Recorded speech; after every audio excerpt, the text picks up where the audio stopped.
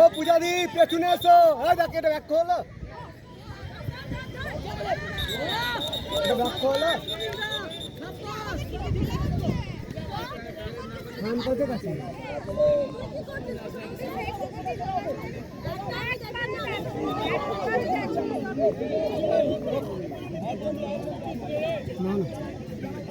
একটা করে দিলে নি দিয়ে জিগাটা দিলে ভালো করে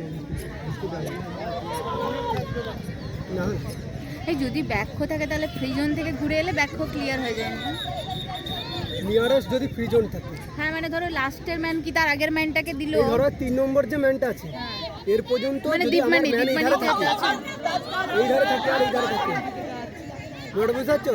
ওই কোন মানে নাম ধরে তার এইদিকে যদি ম্যান থাকে, দাঁড়াও আরে নাম ধরে বলো, যেখানে ইয়ে বসে আছে বিল্ডারের সোজা একটা কোণ আছে দেখতে পাচ্ছ? হ্যাঁ হ্যাঁ হ্যাঁ আর এইদিকে একটা কোণ আছে, হ্যাঁ এইদিকে যদি কোনো ম্যান থাকে, হ্যাঁ এইদিকে বা এই কোটে বা ওই কোটে, হ্যাঁ তাহলে আমি কোনটা আমার কাছে হবে? ওই পিছনে ম্যানটাকে গিয়ে আসবো নাকি এই সামনে ফ্রিজনটা ঘুরে ফ্রি জোনটা ঘোরা, ফ্রিজনটা চেঞ্জ করব? তখন ফ্রি জোন ঘুরলে আমার ব্যাকহো ক্লিয়ার, আমি তখন কন্টিনিউ খেলতে এনি পারি। টাইম তুমি ব্যাকহো ক্লিয়ার করতে হলে ফ্রিজন ঘুরতে পারো।